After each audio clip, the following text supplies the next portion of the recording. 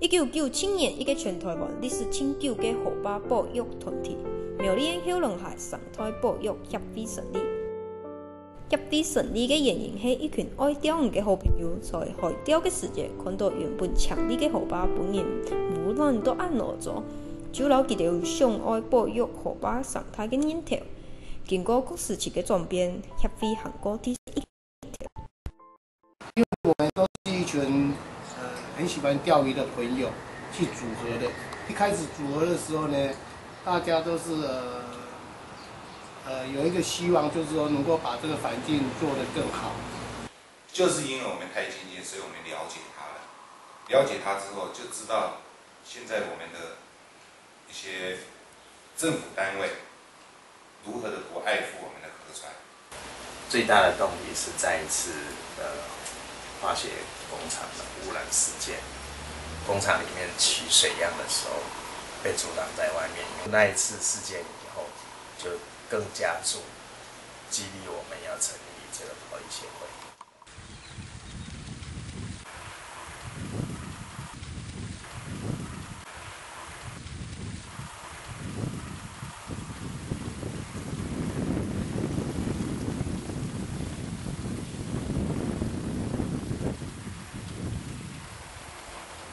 我本身就喜歡接近河川，從事河川的一些活動。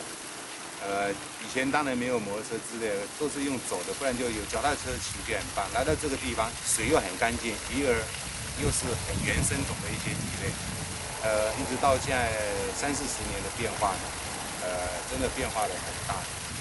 就是一些人為的污染，還有生態上的一個污染。而我們協會注視這個問題已經快10年的時間了。一群老朋友大禮拜五就會共下討論小龍海水坑嘅情況，佢哋到苗栗青有名嘅民宿重談，河皮基作為佢哋開會嘅地方，用為在按有特色嘅地方，共用係協會成員嘅調解講心意講，也哋都有一段特別嘅故事。當然阿水國很草根性的人啦，哈，當然會址就在他那邊，但是他本身沒有房子。那協會一直聚會很頻繁，會干擾到就是家庭生活。那孟母三遷一樣，就遷到這邊來。在佢哋嘅保衛河壩計劃，讓一來一到嘅人認識河壩係佢哋最重要嘅事情，故所會員們即常會去學校演講和宣傳。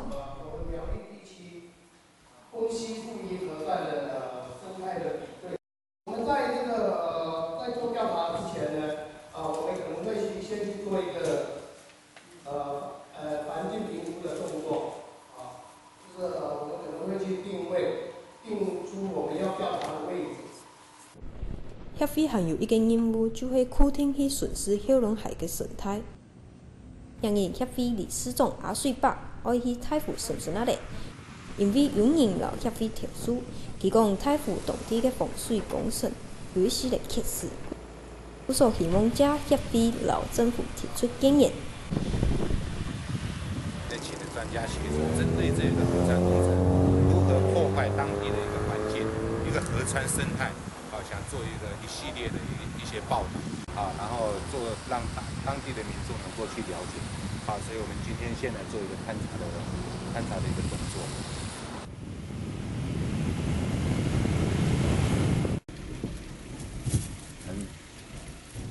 米子啊，盧卡，這家是日本的。那邊好幾包嘅啊？那把奇蹟比賽的，奇蹟比賽呢？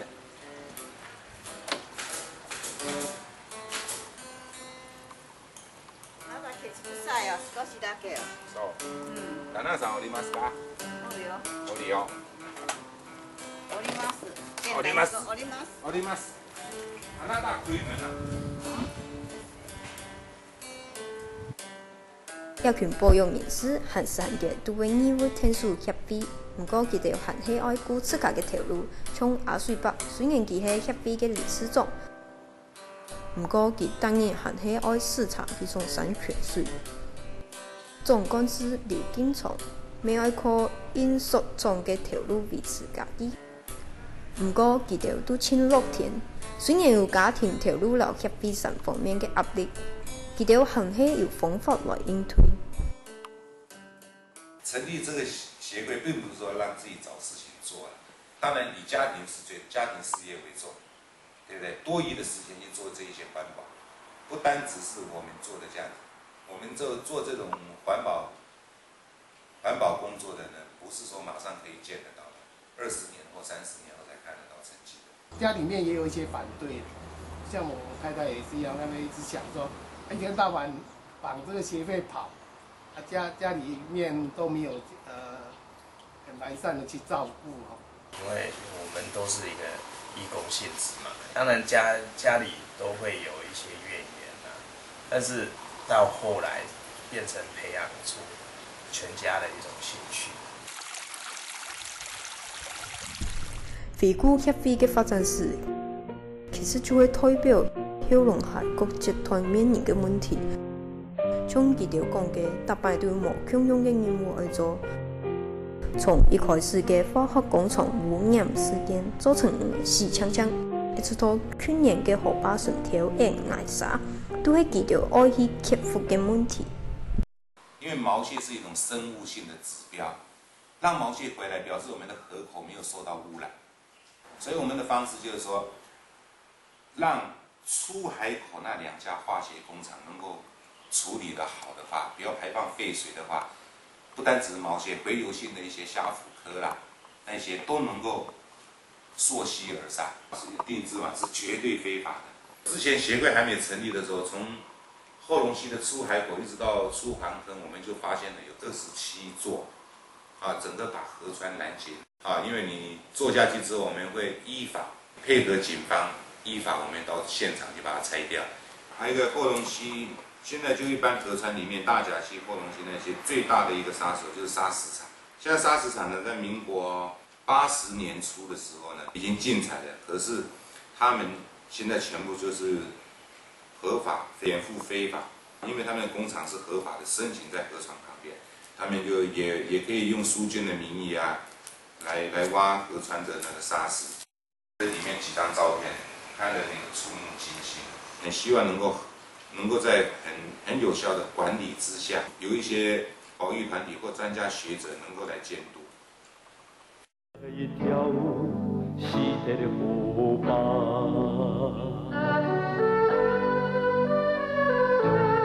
万好嘅河水，万好嘅沙，万好嘅部队，万好嘅塑胶花，这个一条。是的河坝，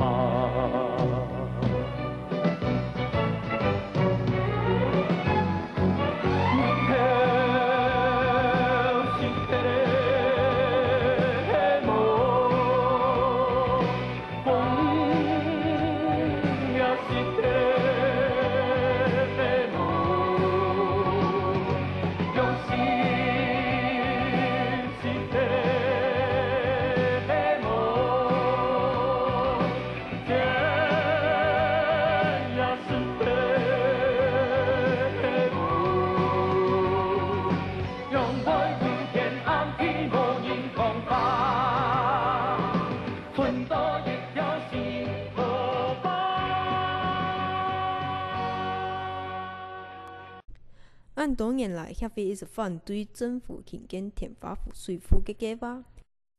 苗栗县政府想要在该一个水库作为苗栗未来民生用水 EP 的蓄水工，故所佢就打算由公馆乡出旺乡作为蓄水区，流水流到条尾乡飞凤村，作为一个太水工的主要水源。假使办公飞凤村就会有动多的土地唔建设。刚才我讲协会反对的原因是因为它对河川生态破坏很大，主要的原因是因为它在这个那个叫伏基的地方啊，它打一个山洞，直接把水引到这个天花湖水库。那个你要引水呢，你一定要做拦河堰。你拦河堰你把整个后龙溪阻断的话，那么势必对它的鱼类的上下游的生态造成冲击。所以说，我们协会当然除了对河川生态的破坏之外，那么我觉得水库盖太多，也会影响这个二氧化碳量的稀释这样子。亚威喺水丰村，而喺苗栗铁湖山区嘅村庄，顺配嘅生活就留其他嘅农村享用。不过再过一段时间，因为有水库爱兴建，水丰村有旧上嘅土地会唔见脱，亚威嘅人就要离开佢哋从小生长嘅地方，乡下搬屋。有关于天花湖水库这一部分因为天花湖水库在开始探勘到现在有这个规划案，就是我们村民真正了解到现在大概15、16年以上了。目前来讲，天花湖水库已经走到环评最后的阶段。我觉得环评公司他们的最主要的意义就是，我要让这个案子计划案能够通过，所以我一定要把环评写得非常好。他可以写假如说100%的村民同意，还是80%的村民同意，只有20%的村民反对。可是，一般人大家都会想，哇，每个村民都赞成。可是很离谱的就是说，他们环评最离谱的就是说，这个100%真的是100%，因为里面只有100个人嘛。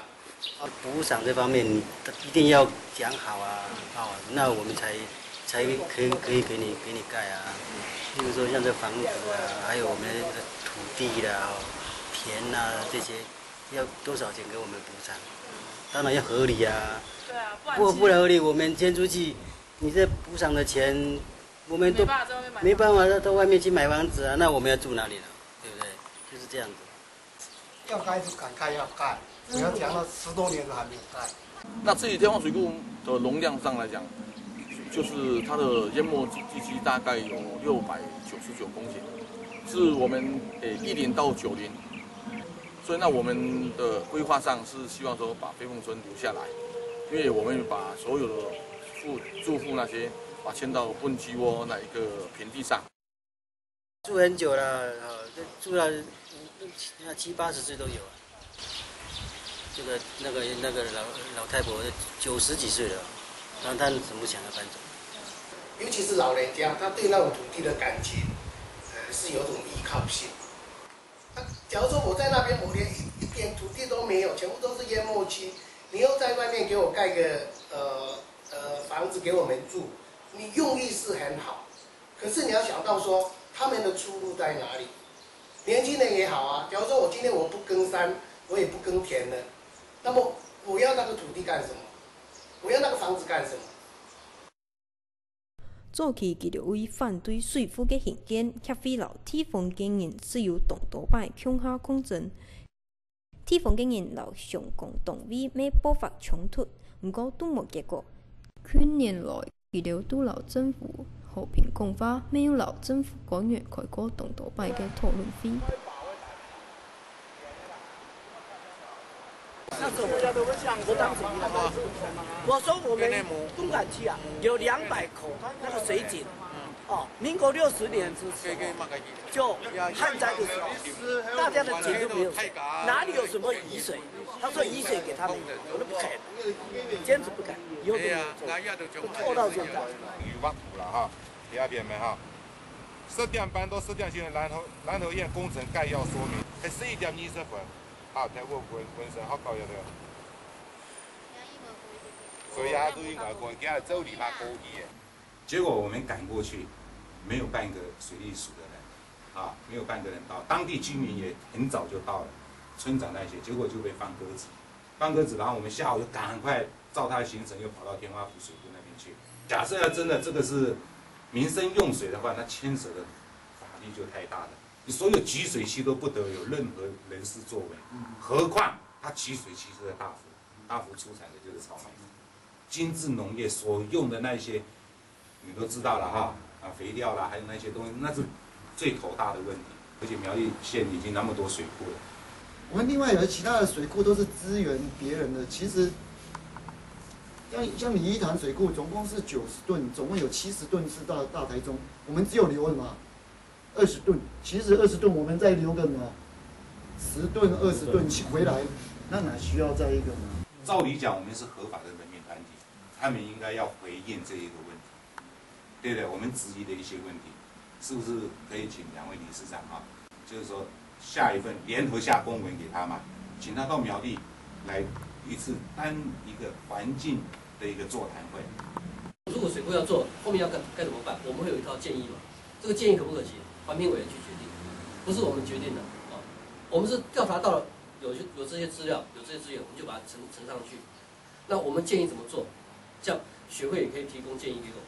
所以我们过去做的没有记录到的东西，我们希望在6月送到环保署之前，能够再累积它的资料，看看后龙现在什么东西我们没有注意到，把它记录下来。因为我们认为，现在开了大概10几间的温泉饭店，而且他们全部都是打地下水，几千公尺的地下水，那个地下水可以吃吗？对不对？那洗澡洗一洗就留给我们吃，那个通吗？然后草莓现在是全台湾的那个什么水果评比第1名呢。那现在开始大家今年草莓又价格那么好，从今以后，我认为从今年以后，每个人一定在种草莓，那个水，OK 吗？像现在呢，平常灌溉用水的抢购，被你一拦的话，苗栗市800公顷、800多甲的农田，马上就面临灌溉用水的问题。到时候缺水的时候，可能第一个牺牲的都农民。我家的土地也有在天花湖这个天花湖呢，我也知道，长期进来工作为止，平常的水量像我们小便那么小，根本都没有水源，而且呢，那个天花湖的含沙量很高，那做水库一下子都淤积了，都没有用。天花湖水库爱建模就爱看环评嘅结果，协会老村民唔想见，咩爱接受。这个环评就是要把事实给呈现出来。我一打开来看，第2页我就知道完蛋了，一定盖得成。国家真的需要的时候，那我们当然牺牲一点，就给他盖嘛。我们要拜拜啊，他不要来盖，就要拜要神明帮忙啊。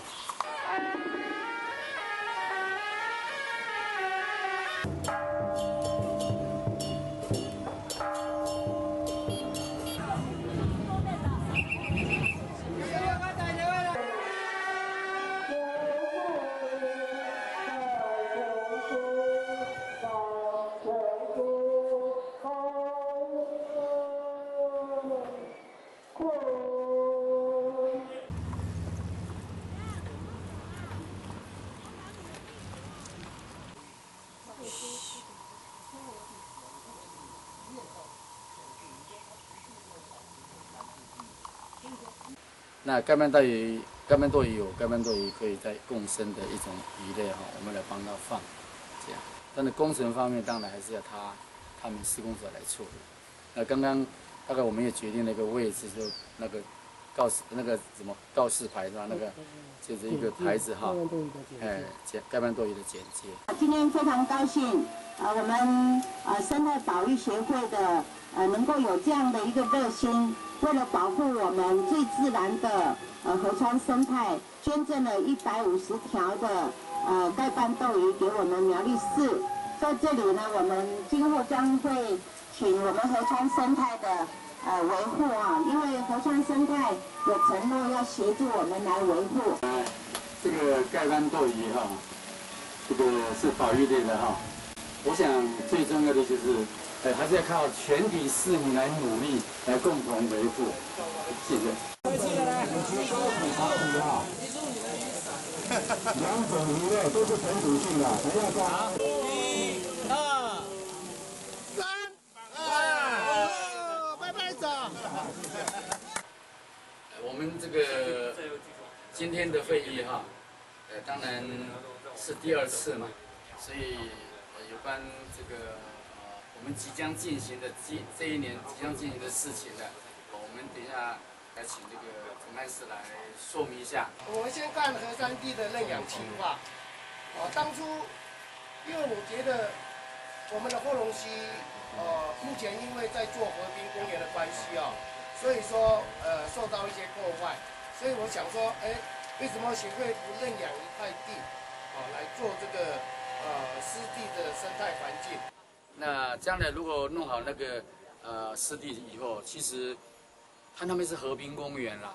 那河滨公园里面，其中有一个段是这个湿地的话，对整个河滨公园也是蛮不错。而且以后的国中小的孩子们都可以来这个地方来认识那些湿地的种种的东西。前面想要认养那一块地方。好啊，认养的时候，我们可以当啊，可以，然后我们可以种一些好，那叫那个监测局长了，叫生态协会要认养，我说好啊，要认养我们更好，我们更中小学生啊，我们培养一些种子啊，好，这个地方也不错。你们就全部帮我认养，我还更高兴。那你要里面要去给我照顾好吧？哦，这个你放心了，我们平常就有这些职工很多。这里面也一样，不能随便挖什么东西。没有，就是不挖为原则。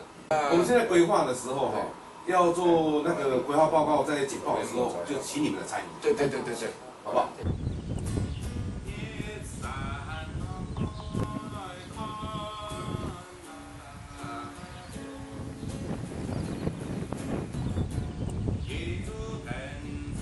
我们对河川的做一个保育的，还有环境保护的一个工作。我觉得我抬头挺胸啊。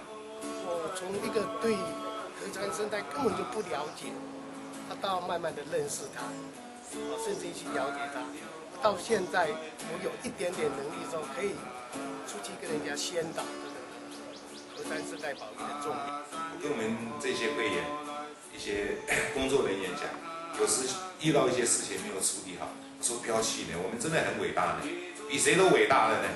我们没有领钱的呢，对不对？我们肯去做。我们在河川看到这个那么不起眼的一条小鱼，每一条鱼对我来讲，它也有一段非常美丽的一段故事。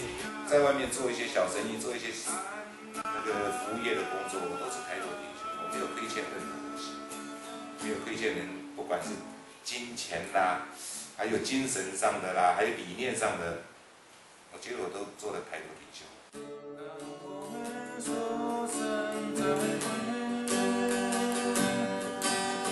从来都没有像今天一样的感觉，从来都不曾有过如现在这般徘徊。我们相见，你我总是模模糊糊。